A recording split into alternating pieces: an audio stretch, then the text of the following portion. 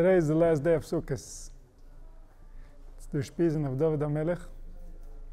And Sukkot, it says, B'chag nidoin al hamoim. That on Sukkot, we get judged about the water. Now, today, Baruch Hashem, we have access to water. Even if there's not enough rain, we manage. We don't feel so much the difference of how much water makes it, how much HaKadosh Baruch Hu gives us when He gives us water. What a difference it makes. But in the past, when people lived off the crops of the land, when every year was catered to by what was growing in that year, the water made a difference of how people are going to exist. Made a difference at their basic level of experience. And this is why when we start off the season of water, when we start off the winter, we have many different celebrations, we have many different days of significance in order to get us into that season, which is the season where HaKadosh Baruch Hu gives life to the world. Now, in the beginning, in ancient times, people had a connection to the zodiac and to the cycles of the seasons and to the planets and how they surround us. And they associated the summer months, the 6 months of the summer, with the sun, and the 6 months of the winter with the moon.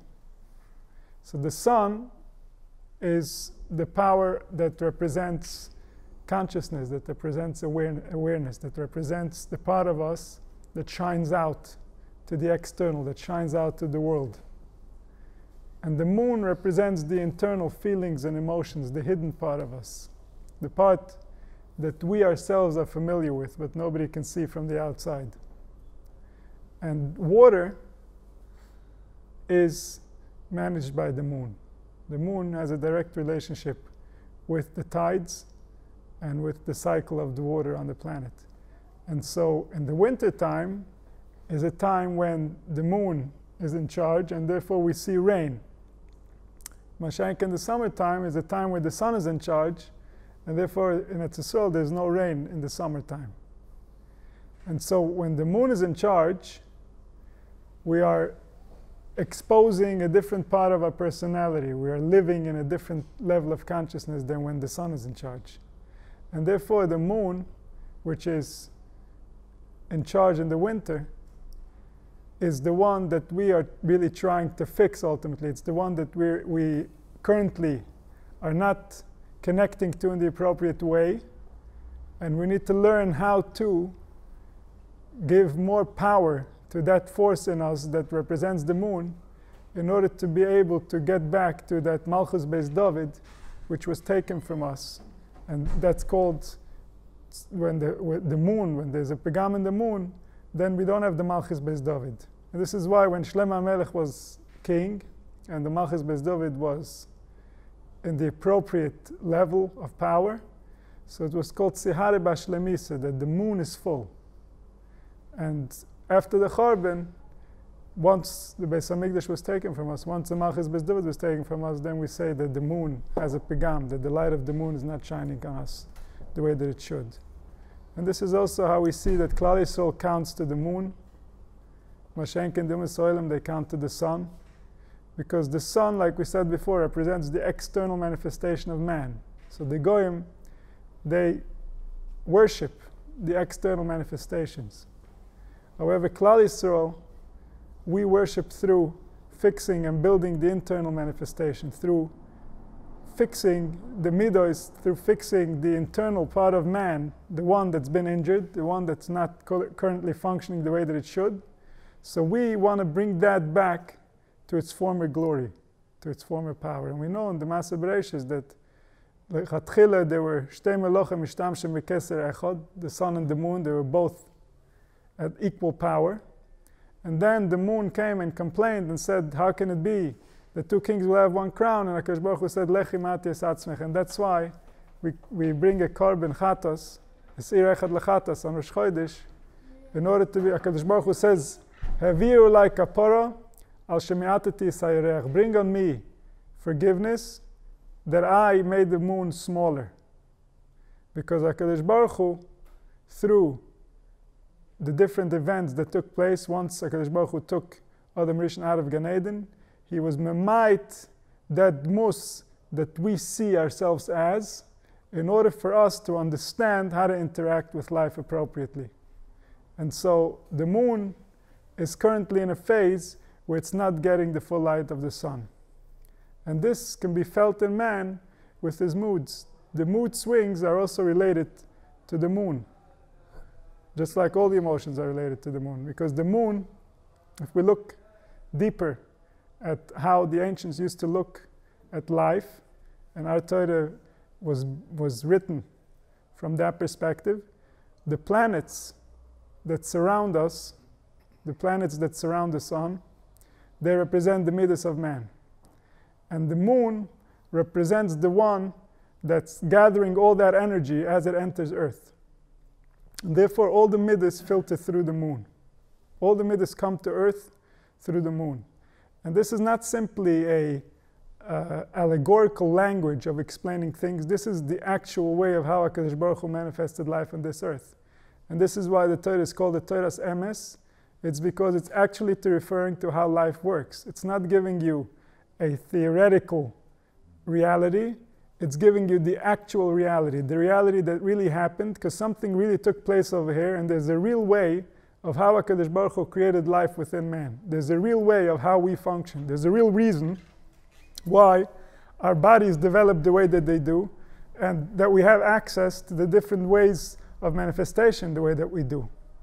And all these are based on the planets, on their orbits, on the signs, on the mazolis. All these come together, all their energies come together in order to create this complex human being that we know as ourselves. And when we talk about the moon, we're talking about a spiritual consciousness, a spiritual awareness that is represented physically by the moon.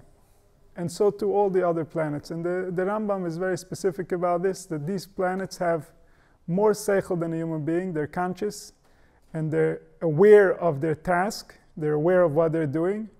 And they have the power to create within this space, within the universe, by releasing their energies, and those energies being absorbed by man. And so based on the energies they get released, man interacts with life. And not only that, based on the energies that are released, man receives his original nature, his original way of interacting with life.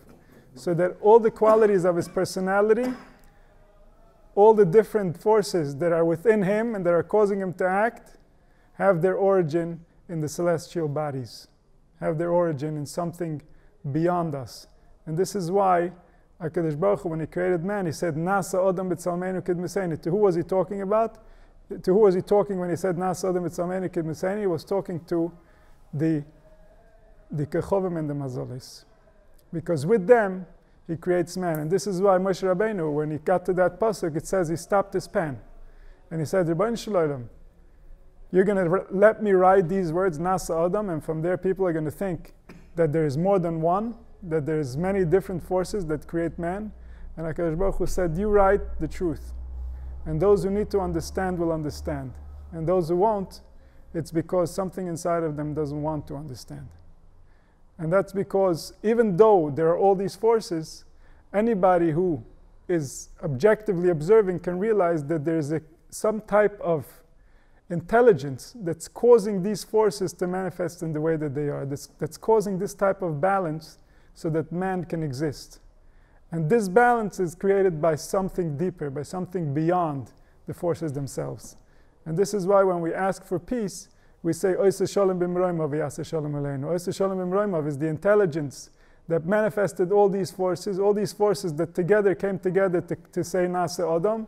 So these forces have peace. The one who makes peace amongst them can make peace amongst us, because we're just a microcosm of them. We're just a little part of them. We have within us all their different qualities. And this is how man came to be. This is how man came to be created. Reb Tzodok says in one place that when HaKadosh Baruch Hu said Nasa Adam, it says that the Malachim started arguing. Some said Yivra, and some said Al Yivra. Some Malachim said, let's create man. Other Malachim said, no, you can't create man. So he says, what was the end result? What was the conclusion? The conclusion didn't happen yet. The Malachim are still in discussion. And this discussion you're listening to live. Every time you're thinking, those are the Malachim having the discussion. Nasa Adam or not? And you're the one who's going to ultimately decide. You're the one who's going to say, Nasa Adam, yes, I'm committed to this and I'm going for it. Or you're going to say, Al Yivra, no, this is not for me, it's not working, I don't want it. Ultimately, there's going to be a person that's going to be that Nasa Adam that we're going to say that for him it was said to be Nasa Adam, and that's going to be Mashiach. That he's actually going to, all his Malachim are going to say Yivra. And then he's going to be able to come out min hakoach el hapoel. He's going to be able to actually become that person because all the Malachim are going to agree that this person needs to exist. Until then, within every person, some Malachim are saying, no, he doesn't need to exist. He can't exist. This one's no good. This is the same concept as we know that HaKadosh Baruch Hu was Boirei Olamos Machrivan. HaKadosh Baruch Hu was creating worlds and then he was machriv them.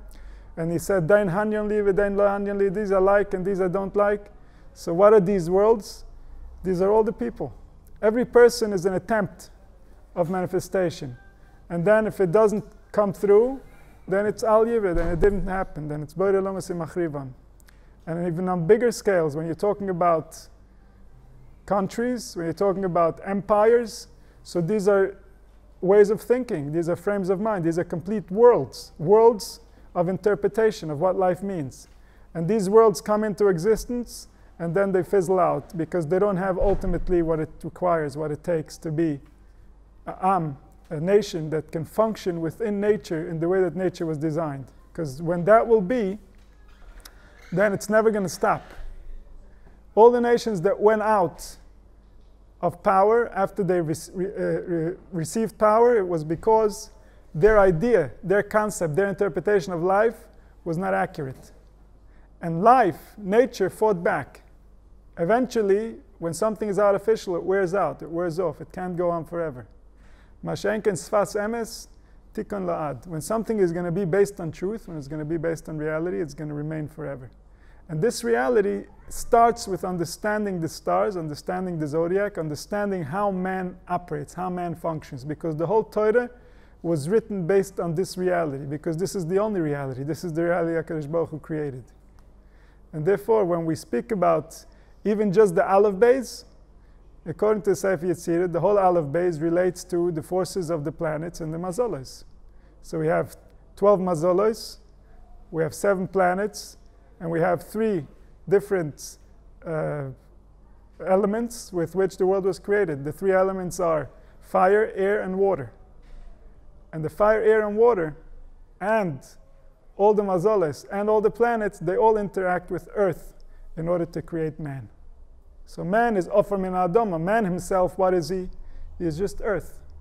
What animates him, what makes him active, what makes him alive, is all the forces of all the elements and all the planets that are ingrained within him, that are causing him to be the way that he is, that are interacting within him and causing him to experience life the way that he's experiencing it. So when Chag, we Chag Nedoinen Al Hamoim, especially Hoshana Rabbah, which is the day where they used to bring many Hoshanas, Hoshana Rabbah, the big day of Hoshana that we used to ask HaKadosh Baruch Hu to help us as we go into the season of water. So this is a time where the water, the koyach that's represented by the moon, is interacting with life in such a way that it's starting now a new cycle. And this is a real cycle that's actually taking place in life. This is something that's really going to happen. The rain is really going to come, and we're really going to eat the fruits and the vegetables that are a result of that rain. And that's actually going to have an impact on us. So even though we don't understand how the cycle works, and we don't see it live because we don't live in an agricultural cycle, but we can know, we can understand, we can at least relate to the spiritual effects of what's taking place. That based on what happened in the last 3 weeks, the whole winter is going to take place. All the spiritual impact that your winter is going to have on you, and then eventually your summer, and all the food that's going to come out of this cycle, has been impacted by our energies and the way that we saw ourselves and saw life in the last 3 weeks. This is the nature of the cycle. And this is how, in the Torah, we always respect how nature creates and how nature manifests, because within the process of manifestation is the ability of man to control his destiny. By understanding how nature creates life, we can gain control over the different systems and procedures that nature uses in order to create life, and we can make them better, we can improve them for our own benefit. And in the Torah Bechlal, we see that the cycle relating to food is the most immediate cycle to get impacted by our behavior. And we see this many times. Whenever the Torah speaks about Klal Yisrael having a bracha, the Torah says that you will have plenty of food. You'll have good food. You'll eat and you'll be satiated. Your body is going to feel comfortable and relaxed. These are all part of the brachas, because this is what's necessary, this is what's required in order for a person to be able to understand himself, in order for a person to gain access to his reality, to gain access to who he is and what he means. So therefore, the food is not simply the physical sustenance, and it's not simply the taste. There is a quality to the food that affects us much more deeply than the taste or the sustenance. And that's a quality that's very subtle. It's a quality that we can't really measure in any substantial way. But nevertheless, it's the quality where the bracha happens. It's the quality where the Torah is busy with. Because it's the quality that creates the force, the koyach, that's going to give us access to our spiritual side. That's going to give us access to our neshama. That's going to give us access to deeper intelligence, to better understanding of self and other. So eating is the driver of human energy. Essentially, everything that we do has been energized by food. So when we take in food, we're going to convert that into energy. How we convert that into energy depends also on the energy of the food itself as we receive it. And the energy of the food depends on the water, on the rain that gave life to it in the first place. There's even mentioned that the hevel that comes out of the mouth of people when they speak, that hevel goes up into the air, and when the rain comes down, the energy that was in the words goes down into the ground and creates the food. And so when people speak the right words, then the food comes out different than if people are busy speaking negative, if people are speaking lashon hara, if people are talking down to each other.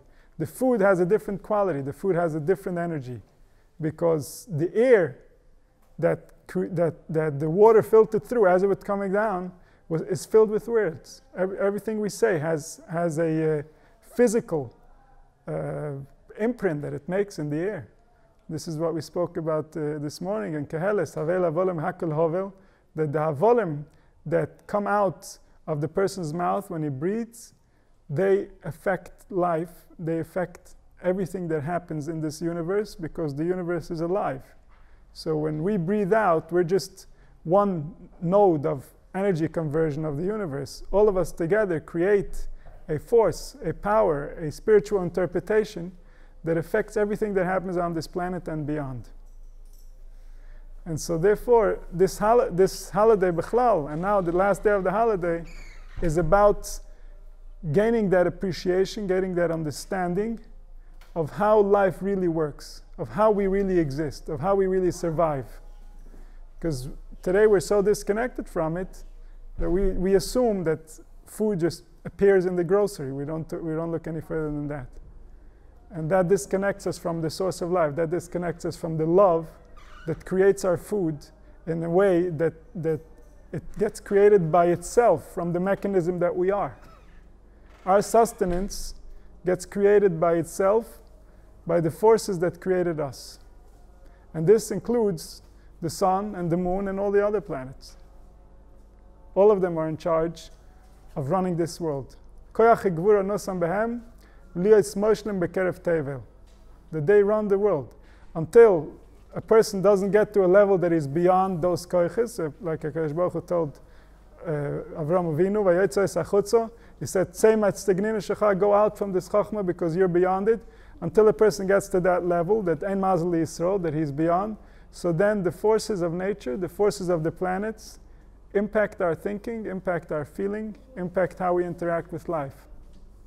And through that, they cause human destiny to play out.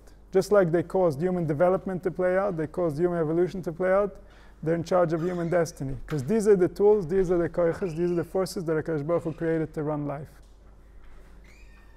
And that's why we say in the bracha, when we're mekadesh the levonim, we say, ilemoli, after the bracha we say, ilemoli lezochei Yisrael lahakbel p'navim shbashman elap amachas b'chodesh dayam. That when a person is mekadesh the levona, it says it's bigger than Kabbalah's Pnei Ashchina, because the Levana represents a real force. It represents a real life, a real chayas. And the reason this had to be hidden, all these different understandings that the ancients had about life and about how it really works, they had to be hidden because people were doing all kinds of avodah zarah. They were trying to manipulate these forces that HaKadosh Baruch Hu created in order to cater to life, in order to create a manifest perfect life.